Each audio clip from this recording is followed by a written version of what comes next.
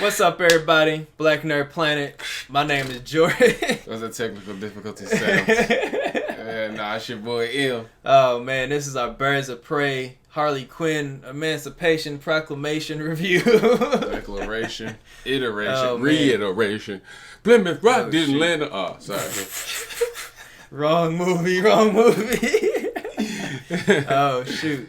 Yeah. Oh man, so this is a spoilered up episode because the movie's been out for a little bit, and that means you probably should have saw it already, and if you haven't, go see it. Yeah. And to start this conversation off, man, how you feel about this movie here, sir? Going into it, I was kind of like, I don't know, cause I don't have no particular feelings on Harley Quinn specifically. Nothing that's like, oh yes, woo. Or Same nothing. here. But then, after seeing like trailers and stuff, and they showed that it had Mary Elizabeth Winstead. Winstead. Not really sure. I'm sorry about that. Winstead. But once I found out, I was like, okay, all right, it's gonna be something. Flap the beard. Fluff the beard. Now I'm interested. Oh shoot! Okay, so you had said that you liked her, like either before or after the movie came out, whatever. And I was like, man, I can't remember why. And then once again online on Twitter, somebody was like, The Range, and they were showing like movies she's been in. Yeah. And I forgot she was in Sky High. Yeah. I've never watched Scott Pilgrim, so that don't count for me. Yeah. Sue me. She been in a lot of stuff though, even more like than that. Just just like the super popular ones. She been in some little random ones. She was in Swiss Army Man. See, I've never seen that. Yeah, she was in that. It was a little small role, but she was in that. It was another movie that I've seen that was in that like pictures that person posted that I like. I can't remember what it was, but I wish we had another Sky High. But to keep going, keep going on your thoughts about said movie. I mean, that was pretty much it. I thought it was I thought it was funny. Yeah. And I thought that I could feel how people were saying like, this is DC's version of Deadpool and stuff. And like, I could see why people would say that and stuff, but it's different. Yeah, I didn't get that. I mean, like, you can see why, but I wasn't sitting there thinking like, I'd rather see Deadpool or something. And I like those movies a lot, but I wasn't getting thinking that. I mean, like I said, I understand why somebody might be like, oh yeah, but it wasn't like I was like, I'm ready to go. Forget. I should have just watched Deadpool again. Yeah, I liked it too, and I share the same sentiment that I was just kind of like, all right, DC is putting out another movie that we don't know where they're headed on direction of these characters or storylines or whatever. And this is, and Harley Quinn she's only been in Suicide Squad, which it's like the worst DC movie. It's just garbage. But so it's just kind of like, I mean, Margot Robbie's a big star, and Harley Quinn is turned into one of DC's like most popular characters, like across all their platforms. Yeah. So it made sense for them to be doing this movie. It didn't make sense for a lot of people why she was like taking over for the Birds of Prey name and stuff and all that. And they separate in the title, whatever. But like my wife, she's a big Birds fan and she likes Huntress a lot. So she was just like, I don't understand why this would even be happening. Harley Quinn isn't a part of this at all. Yeah. Like, calm down, bloodbath.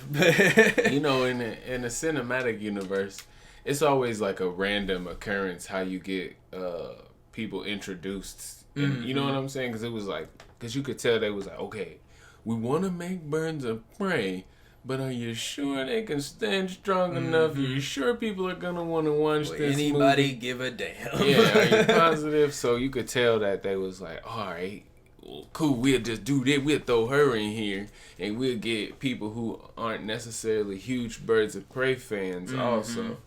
Yeah, and this was a movie where we probably should have had my wife in on this discussion for a woman's perspective. But this is a movie where I saw a lot of women afterwards talking about what it did for them in terms of like representation and things like that. And it makes sense because, I mean, it's a movie. I mean, emancipation for a reason. Like, it's a movie about women standing up for themselves and taking control of the situation and not letting these scumbags rule their lives. But, yeah, overall, though, not to make that a lesser point, but, like, overall, like, I mean, it's a good movie. And I was surprised at the level of like cinematography in this movie is like pretty good. Because like if you come off of like Suicide Squad or like Justice League, you can be like, man, what the hell am I looking at? Like this is trash. Like, but this is all based in Gotham, which you know you can say is like New York or something. I'm not exactly sure what city they filmed it in. I know, I always think about it as Chicago because that's where they filmed Dark Knight at. But in terms of like set pieces and the colors and the costumes and you know just everybody's personality in this movie like really melded well. And it starts off, and this is getting into like plot points. It starts off with Harley describing like who she is and why she's in the position she is now, and talking about breaking up with Joker and stuff. And Jared Leto's like nowhere to be found in this movie, which I figured he wouldn't be because, I mean, it was kind of well out that he's not going to be Joker anymore and all that kind of stuff. But you would have thought that you would at least seen him, like at least a picture. Like you don't even see a picture. But just the way the movie was constructed in terms of like her describing like getting out of all these situations, but she was like relishing in the fact that people were afraid of Joker for some reason, and she kind of had immunity from trouble and all the hijinks she pulled because people were like, oh, Joker's gonna come and fuck us up when we mess with Harley, so we ain't gonna touch her. So she was trying to live in like his shadow, which really wasn't good for her soul or whatever you want to say she has. But and this was also a case where there wasn't, I mean, Black Mask is the main villain. And I don't know how you thought about it. And I wonder from like general standpoint of people where people are like, oh man, what are like these characters doing right now? But they put you in a space where you just don't worry about it. Yeah. You know, I'm trying to ask you a question on how you felt about like them making it really about her and then implementing the, you know, Huntress and Canary and everybody. And so, you know what I'm saying? Like you said, they could have just been like, man, I don't know how we going to introduce these people at all. Yeah. And that really should be the question, too. Like, how did you feel about the way that they presented everybody in this movie? I think they did a good job. I think that they made it make sense for them trying to incorporate Harley into it. Yeah. Just being like, okay, this is a movie about Harley Quinn, but it's really about how this other group got together and how everybody kind of figured out that they can be strong on their own. You know what I'm saying? Because that's basically what, you know, like we had said, was the main theme, but it also is a part of the story and kind of makes it all make sense.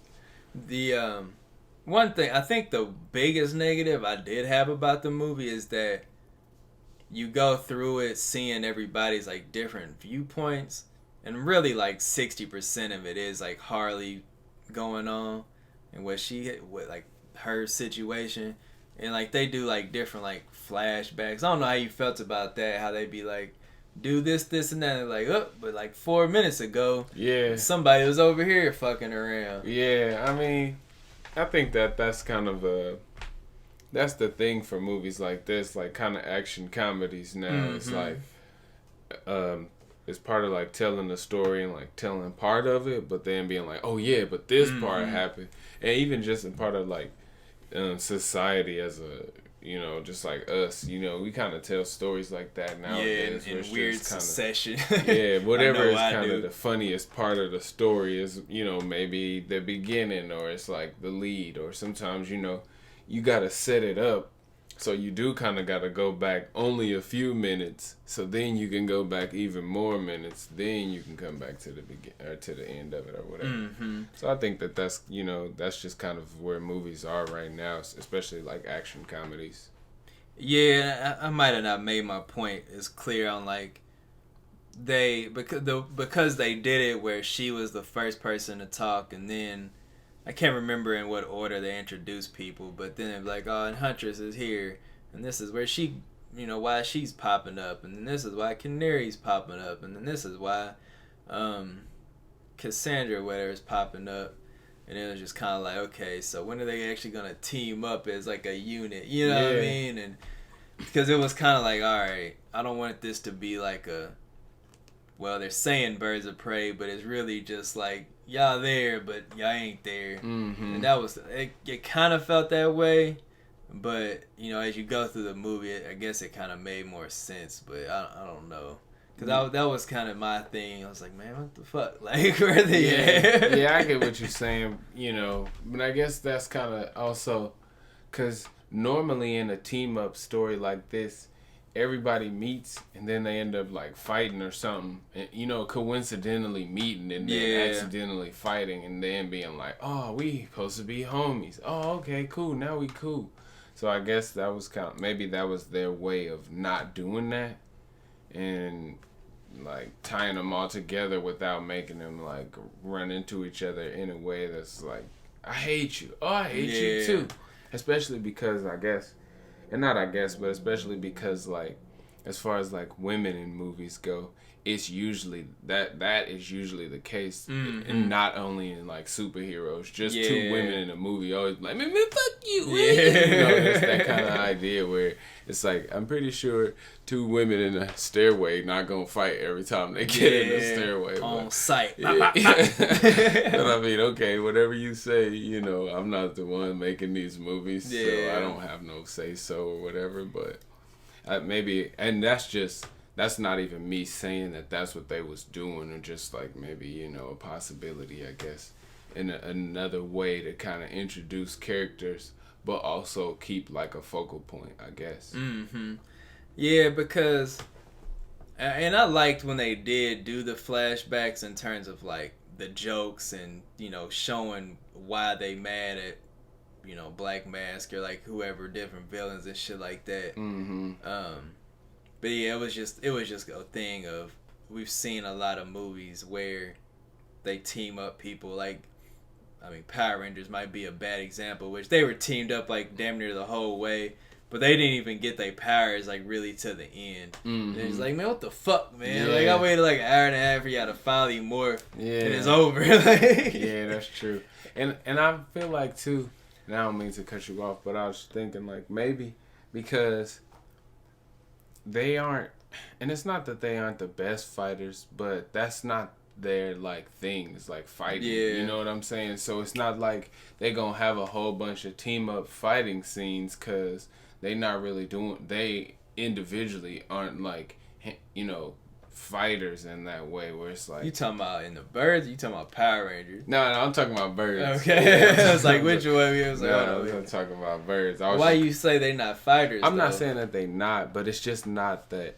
It's not like when you see like Batman. Okay, you're gonna want to watch Batman in a tunnel fight. Exactly. And I'm not saying that they not fighters, but I'm just saying that that's not their main like attribute, or what I'm saying. I see what you're saying. That's not their whole thing. So a team up for them isn't necessarily a huge fight scene. Mm-hmm. You know what I mean? So it's like, are you seeing them team up, but they kind of like technically teaming up in this way, where it's not like a traditional like, all right, come on, let's just go whoop a bunch of people's ass real quick. Let's just go get into a big ass street fight.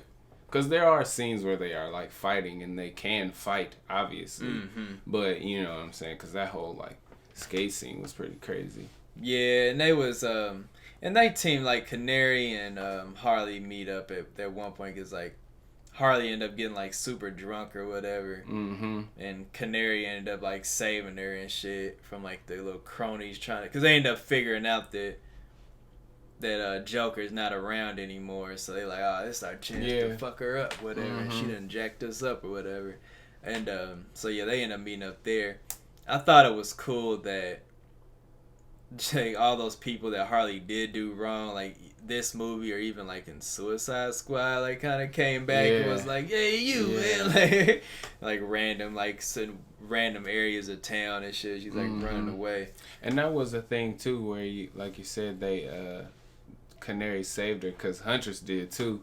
But that's kind of how that's not how they were introduced necessarily, but it was like a little like first little cameo. Yeah, like, all right, boom, here's this new person. Who's that? Wow. And then, you know, from there. So yeah, it was a, you know, I think that was a cool way to like bring the characters in, you know, before you was like, all right, this is Huntress. How did you feel about the other actors in the movie? Whether it was, I can't think of her name right, Canary's actor, what is her name? Journey Smollett. Yeah, Smollett Bill. Yeah, that's because you know that's what's her name, sister. Yeah, I wasn't sure if that was or not. Yeah, Smollett. What's his name?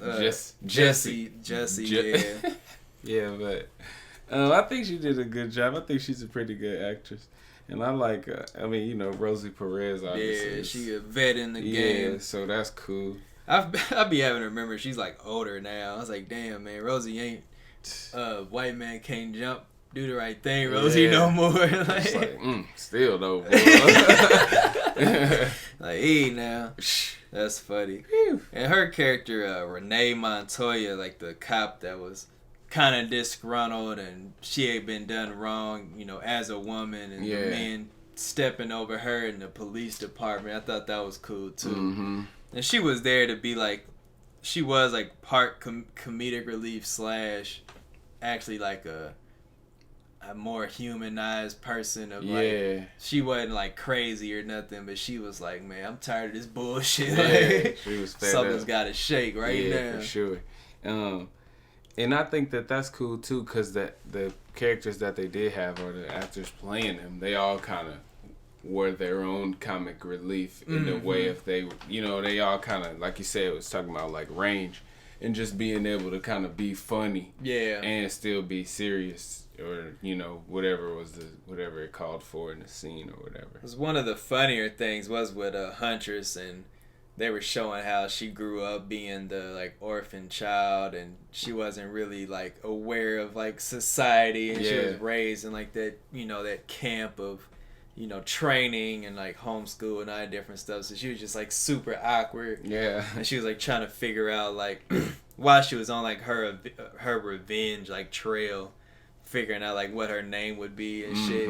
She's like, my name is, or like whatever she was saying and shit. Everybody's like the crossbow killer. They was calling her that. Or even like that scene where she was in the mirror practicing saying it, was like, it's just like, because you don't ever actually see that of a superhero just pretty much put on the suit and be rough edges. Yeah, just be the person that they are under the suit or whatever. But yeah, so that was cool too. Like everybody was like, they were serious people, but they weren't taking themselves so seriously like typical DC movies kind of do their characters usually.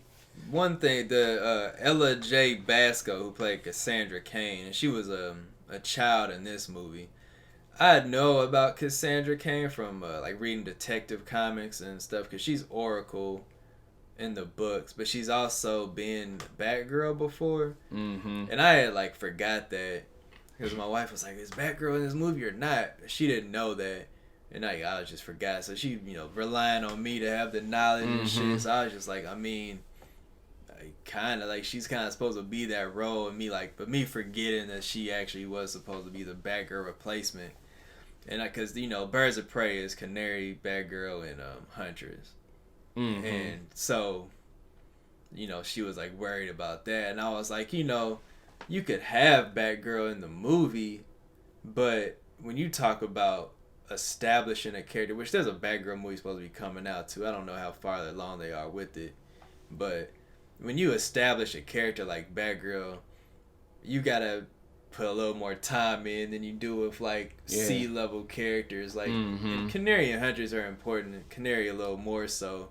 But you gotta spend a little more time with that, because she has a strong connection to Batman, plus her father, Jim Gordon. So it's just kind of like, okay, you can't, like, if it's Barbara, you talking about Barbara Gordon, Batgirl, you talking about. So you kind of have to put a little more time into making that a thing. Yeah, you can't just be like, here she is. Yeah, just throw her in there, And like you said, with them being like kind of lower level characters, they can kind of be around at any point and be kind of varying ages, where it's like, oh yeah, she's just, you know, at this time it was like 25 or whatever. Like, well, now she's 16 and that's good enough, you know, or whatever. She's 18, that's cool, that's been enough time. So it kind of works out in their favor by, like you said, establishing her early and seeing like, oh yeah, okay, damn, she was a little orphan. She was running around, you know, pickpocketing and yeah, damn, okay, that does seem like, and she was like, dang, should I be good or am I bad or whatever, that whole like figuring yourself out kind of thing too. The what I damn, I was about to fucking say to that. I guess what, because the central plot revolved around, like, you know, Harley's trying to figure out who she is, and then Cassandra was like the foster child, and she got here, like you said, pickpocketing people, and she ends up pickpocketing the bad guys for the diamond or whatever. It brings her into like the grander scheme, and then, you know, Huntress is trying to get revenge on like all these different people that killed her family. And then Canary is working for Black Mask, and she just kind of wants revenge on, like, I don't even really remember, like, because her mother kind of got killed in that whole thing, like, way back, so she kind of wanted revenge for that, but she was working for the bad guys. Yeah. And then, like, yeah, Rosie just wanted to, you know, lock everybody up because she a cop, but, so the way that they intertwined everybody I thought was cool, because it was like everybody had their reasons, but it, you know, it turns into like well, I guess it just makes sense. Like, we all looking at the same thing. What did you think about Ewan McGregor? Because I thought he was probably like the biggest standout as Black Mask, which I forgot that he was like a really good actor. Yeah, I don't know that I really even know him from anything else, I guess, but I think he did a good job though. I thought he was kind of funny too. Like, that's crazy. Creepy funny. Yeah. And also, because he was kind of like a germaphobe too or whatever. So it was like a quirky. Really eccentric. Yeah. And I thought that was cool because, I mean, and this, I guess it's just me. I don't really know Black Mask like that. And like, I don't either. I've like, you know, he's been the villain to some comics that I've read, you know what I'm saying? But that's pretty much the extent, never really going into detail on his background or even the type of person that he is other than a criminal. So I don't have no idea. So I thought that was cool to see him kind of they kind of humanized him a bit too in that way of being like, oh, well, he's just a regular person that don't like germs. Like, you know what I'm saying? It's kind of like a creep. Got an attitude problem. Yeah, just like, you know, maybe kind of a sociopath, but are we on sociopath? You know, it's kind of that kind of vibe.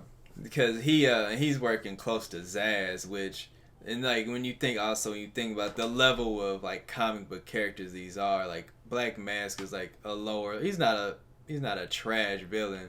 But in terms of like big time villains, he's a little lower on the scale. Yeah. Then Zaz is like, you know, a little lower too, and he's pretty important, you know, in different Batman stories and stuff. But like the way that they made all those characters feel like something, and this is where my point was that I kind of lost, was that I like when I don't really know a lot about all the characters because I can leave my imagination to like, you know, not worry about like past like knowledge, and then this being a more contained story like help, because even like in the Deadpool movies where it is like, you know, it's something like it's a major situation, but it's the level of situation that these people can handle. Yeah. And it's not like you don't have to get Superman to come fight Black Mask. You know what I mean? Like, cause that was like a problem with Suicide Squad, was that it was all these like Joe Schmoes, and then it was like a freaking world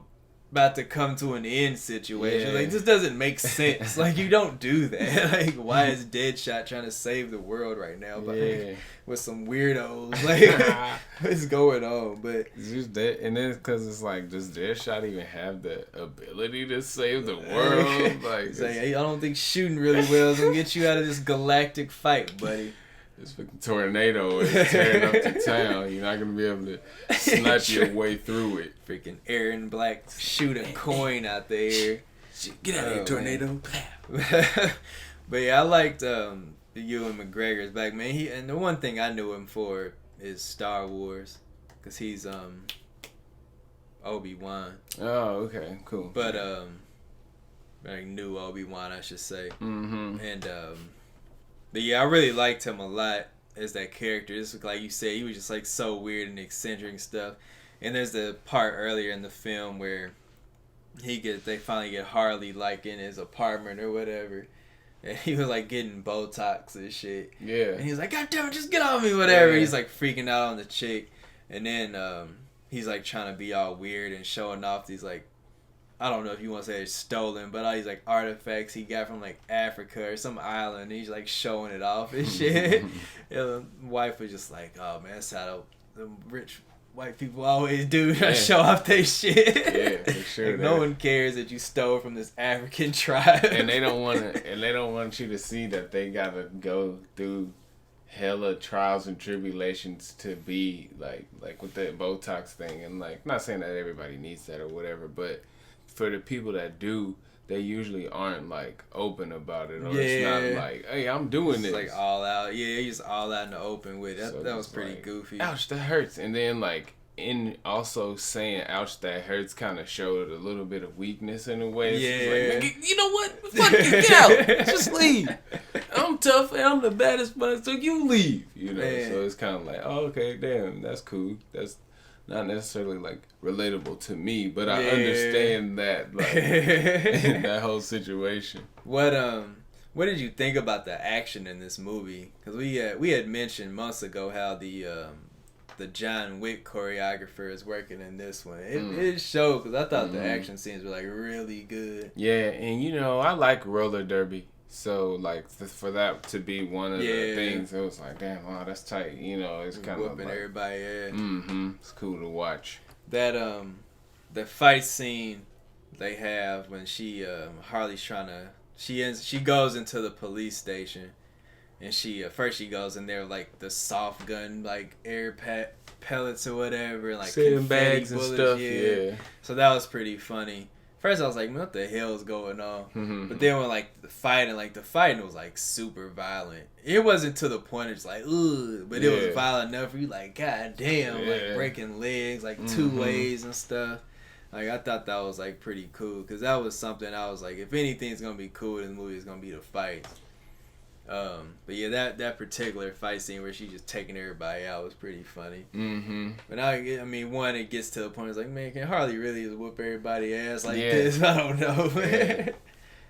Oh shoot. And then and jumping ahead, even the final scene of them fighting in like that carnival area, and like all like the different like weird hands and mirrors and everything like that. Oh, that's a whole lot of fight movies like doing fight scenes with mirrors and shit.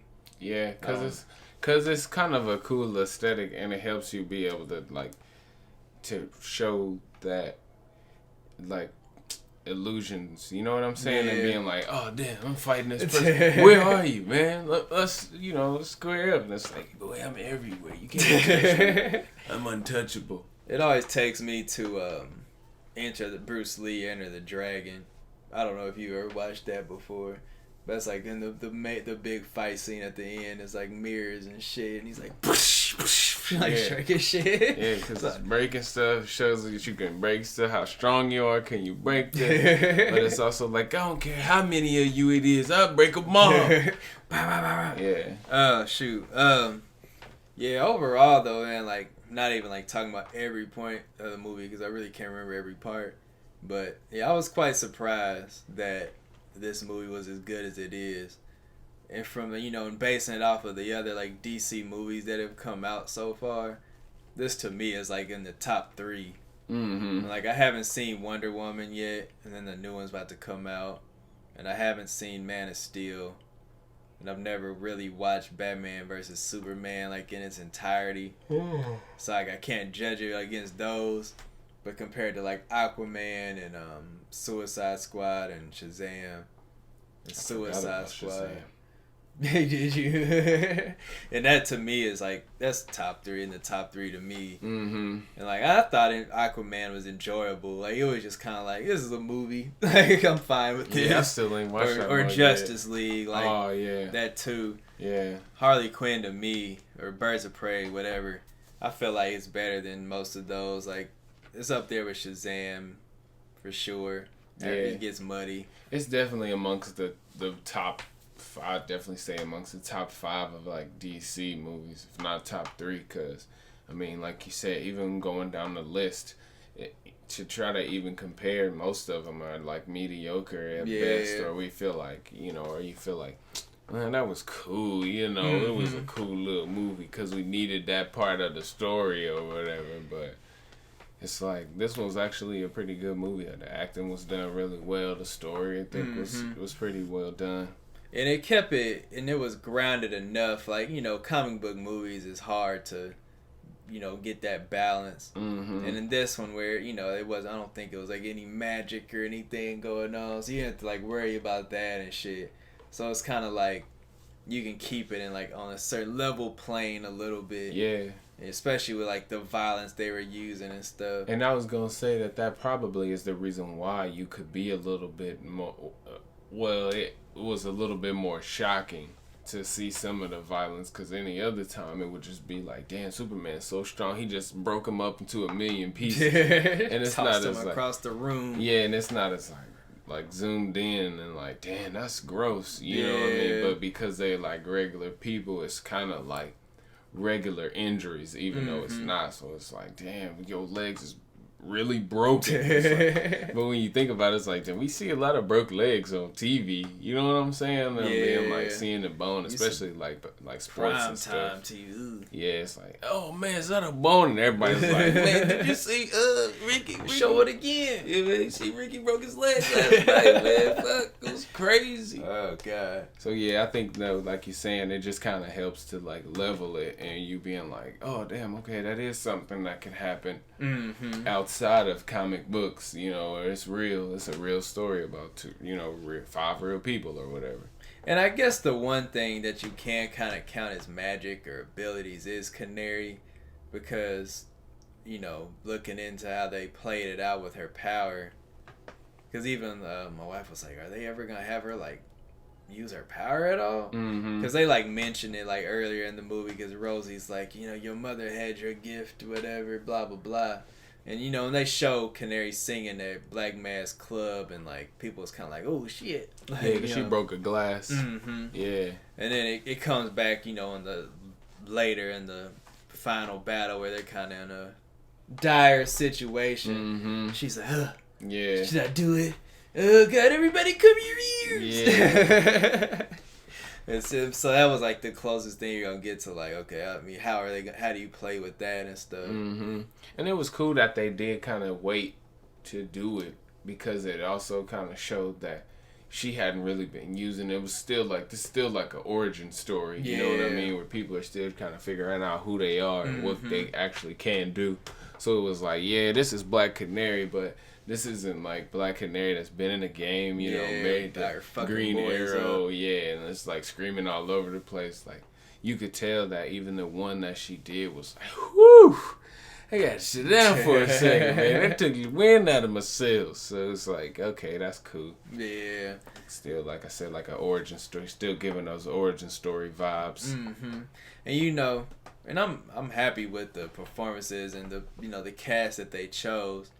I don't know if I've really seen, if I did see it, I just ignored it, like any like backlash on them making Black Canary be a person of color. I'm not exactly sure like I don't know what the Smolays are, but I wouldn't be wrong. But you know what I mean, because Canary's typically white in the books and stuff. So I'm surprised I didn't see more people like, man, I can't believe this, but that probably coincided with all the misogynistic dudes online being like, I'm not watching this. Oh, women, and a black one, no. Because the sad part about this being a good movie is that it's come after, like we said, like so much like average and like junk DC stuff, and it's R-rated, which I mean it doesn't necessarily matter, but it kind of leaves a certain portion of the fan base out, like we were talking about on other stuff where Harley Quinn is in this like in between of kids know who she is because of like cartoons, but then like adults know her from like books and Suicide Squad are like the new cartoon that's more adult themed. Mm-hmm. So like, how do you really put her in like a certain category? Yeah, for sure. So I think I think it only, I'm not exactly sure what the number is now, but it had like the lowest like amount of like the opening weekend for like DC movies or whatever the hell. Yeah. So it's kind of sucks that it's like that. I feel like word of mouth is like a thing of the spread for it, but yeah, it sucks that it didn't do so well numbers wise. Mm-hmm. It still made money, but it wasn't like pow. Yeah, doing super crazy numbers, and yeah, so it's just kind of like, damn, that sucks. But like you said, it's cool though. Go watch it because it's tight. It's actually a good movie. Yeah, this is something I could see myself watching again, like if it's on TV or whatever. Mm-hmm. There's a lot of movies I'm just, Watch it one time and that's good enough. Because like you said earlier, the jokes is funny, like the action's nice. The story's not something you're just like, what the hell are you talking about? Mm-hmm. You know, we don't have a review scale besides 1 out of 10. I'd give it like an 8. Yeah, I'll say probably about an 8, 7.5, 8. That's cool. I don't know how many movies, or just comic book movies, I'd give more than that. Maybe like 2 or 3. Mm-hmm. Like in like high 9s and stuff like that. But I give it a solid 8. Because it's not perfect, but it's definitely like, if you're looking for a good time and a DC movie that doesn't suck. Yeah, that's rare. So they definitely get bonus points for that. Because we're still waiting to see. Because I know they said like Flash is supposed to come out next year. And maybe Cyborg comes out one day. And maybe Green Lantern is still a thing. I don't know. See, they said, man, fuck that. We about to drop Batman. Don't worry about it. That's the meme where you know which button to press. More Batman or this. More Batman. Don't worry about it. Y'all didn't pay to go see Birds of Prey. That's cool. Don't worry about it. We got a Batman we didn't coming. want y'all to watch it anyway. Yeah, we want you to watch this Batman again for the 430th time. And you know, speaking of Batman, and I want to see how the next movie is gonna play out. But even with Ben Affleck Batman, I wish he would have got his own movie.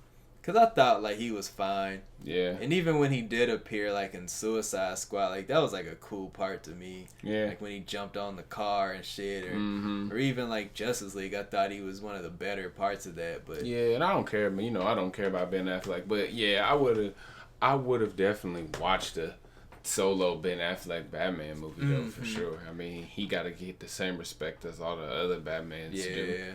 If you get to be Batman, then you got to at least get a chance. I feel like they was like, nah, fuck that, you suck. Get out. We hate you. Leave. Get out of here, man. Leave. You're done. You're not the real Charles Barkley. Who are you, man? I said, you know what? I'm not. I never wanted to do this anyway. My agent made me do it. I need a check. Well, think about having another baby, man. You know how it be. Yeah, pay these kids. Need a new chain. Oh, you imagine Ben Affleck as like Ben Baller on his Instagram buying Man. a chain or something. I'm taking getting a chain or something. Ben Affy. The BA. BAF. I'd probably watch more Ben Affleck movies if he did that. Just become some random jerk. What a douchebag. Like, boy, hey. Ben A. That'd be crazy. Oh, man. Well, that was our Birds of Prey discussion. If you like hearing us talk, I guess, you know, let us know about it. Up, man. Like and subscribe. Everything like that. You said text you. Yeah, I was about to say, if you real homie. So that's new. Let me know. I'm probably gonna text back. I'm bad at that, but you'll be like, man, I don't see red on this yet. Damn it, Marlon. Oh man. Well, everybody, thank you. Peace. Peace.